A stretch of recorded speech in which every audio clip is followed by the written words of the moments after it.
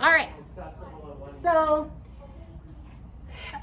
we've been, over the last couple of weeks, not only talking about how reading is thinking, but we've been writing about our thinking and having to use evidence to support it. Thumbs up if you recall us doing this in the last week. Yes. Okay, a couple weeks. And last week I modeled it for you. And so what I've done to kind of help us be more successful with this is I've created a document, a paper, like an organizer, to help you answer an open-ended question, and that kind of makes it easier for you to remember to add your evidence and then wrap things up. Because I noticed last couple weeks when I was grading these, that some people either just answered the question and never shared any evidence, or didn't even reword the question, just said because and shared evidence. When you're answering an open-ended question, look up here. This is really important. This is called a TDA open-ended format. That's fancy. TDA stands for text-dependent analysis. I didn't make that up. I got it from the PSSA. It's this fancy word for an open-ended question. I want you to get to the PSSA and realize that's all that means, okay? Because we're going to be doing it from now all the way till the PSSA. That's a big thing in 4th grade. We write about our thinking. We write about reading. We share evidence to support our thinking. And I'm trying to kind of lay that foundation now, okay? So what I've noticed the last couple weeks is we're struggling a little, so I created this format to help you. We just finished Tiger Rising, and it was an awesome, awesome book. Raise your hand if you loved, awesome. 2 hands if you really loved it, okay? The movie, I wish it was coming out sooner, but it's coming out June 10th. I believe it's coming out on Disney Plus, so just so you know. So this book it's the best book I know to teach you about reading fiction. And when we got to that climax, which was what was the climax, the turning point of the whole story? Jackson. It was when they let the tiger out. It was when they let the tiger out. We say that's the climax or the turning point because everything changes after that. Rob changed, Sistine changed, even the dad changed. How did Rob change after they let the tiger out? Kaylin? He let all his feelings out. He let his feelings out. What's your evidence? What are some things he actually did or said to let his feelings out that make you know that? Okay. He said his mom's name. Yep, he said his mom's name. He, said, Dad, why did you shoot the tiger? Yes. And he also was, punching and Yeah. punching his dad at him. In the text, he punched his dad, he yelled at his dad, and he said, I wish it was you. First of all, he was like, you killed my tiger. And then he said, I wish it was you that died, not Mom. I miss her. I need her. Okay? Another time, he sat over the tiger, and he kept the tears. He said in the text that he thought if he started crying, he was never going to stop. The tears just kept going. So as he's petting the tiger, tears just keep coming down his face.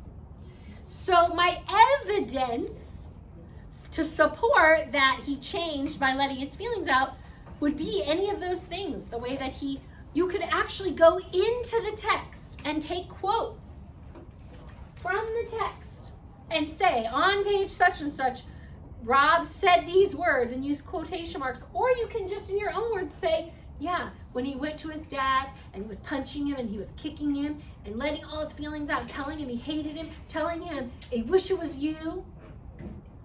But then we know he got him out because he kind of got over it and was like, his dad was holding him. Okay?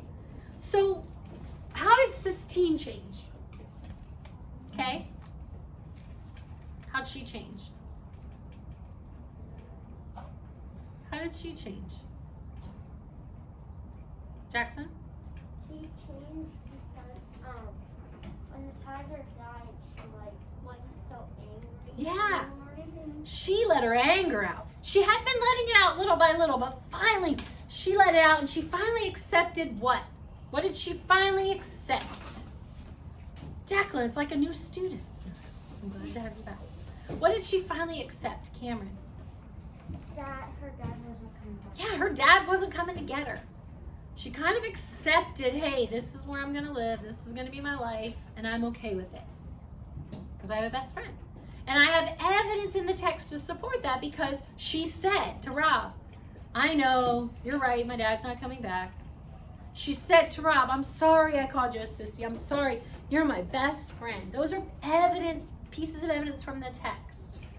So in order to complete this open-ended assessment, you have to be able to share evidence. But there are two ways, look up here, two ways you can share evidence. And one of them is by taking a direct quote from the text. Like actually, that's why last week we went back and we circled and highlighted evidence. You can actually says, on page 6, the text says, blah, blah, blah, blah, and that can be your evidence. Or in your own words, you can just say, for example, Rob punched his dad and he told her that he wished it was her that died, and you can just say it in your own words. But whatever you do, you have to prove your thinking. Okay? You have to share why you think the way you do. I told my first class this story when I was in college. One of the jobs I had for 3 years was I was a secret shopper and kind of busted shoplifters. Okay? And, you know, I would go in little hiding spots and look, or we had cameras. But I always, if I ever stopped a shoplifter, at the, after they took something and left the store, I had to follow a couple rules. I had to be able to prove what they took and where they put it. So whenever I stopped them, I'd say, excuse me, sir, I see that you have one of our $49.99 watches in your right hand pocket. And they really couldn't argue because I proved it. I knew exactly where it was and I knew what it was, and they really couldn't lie. Like, it was a lot harder, and they usually didn't argue. I'd say, can we go back to the office? And that's when we called the police. Because I had that strong evidence. Now, maybe if I said, sir, I want to talk to you, they'd be like, well, what do you want to talk to me about? Well, I think you took something. Well, I did not. It'd be easier to kind of push me away. But because I had that evidence, it strengthened my case. And so people were more likely to trust that I knew what I was doing and not to argue about it. And so it's the same when we're answering open-ended questions. You want to support your thinking with evidence, strong evidence. And the strongest evidence is going back into the text and actually pulling those sentences out that prove your point. Okay? So when we use this, today you're all going to answer this question up here. Okay? And I have written things down that you have to do in each box. And they're worth so many points. So the first thing you have to do is just underline the parts of the question like we've been doing in NNI that help you answer it. Okay? Like if there are keywords like setting, and we'll get better at this with time because we're practicing it in NNI. But our question today is, how did letting the tiger go change Rob? The big thing I'd circle is how. What's one way it changed Rob? And then maybe underline change Rob. How did it change Rob? Use evidence. So you're going to get a point just for doing that, for circling how and underlining change Rob. And then it says answer the question using the words above. Okay? That just means reword the question. Okay? So one way Rob changed when he let the tiger go was that blah. Okay? You need to reword the question. Starting with because, you don't start an answer with because. Okay? So you'll have one complete sentence where you're answering the question. And you get 2 points for that. And then you have, this box is for your evidence. My evidence is on page 25, because you have the pages in Seesaw, the last few chapters. You can actually go back and circle evidence, or you can use your own example and just say, for example, this all happened. Be specific. The way I had to be specific when I stopped a shoplifter, you have to be specific. What exactly did he do that made him change the way you said he changed? And then finally, the last one's kind of different. It's like a conclusion sentence. Just this shows how Rob changed, one way Rob changed. It's easy. It's just a conclusion sentence, but you get 2 points for it. This is a grade, and it is worth 10 points. You can get an S+, you can get an E, but an E is above and beyond. That's above and beyond. And we're going to look at examples of S+s and E's as we go on this year, okay?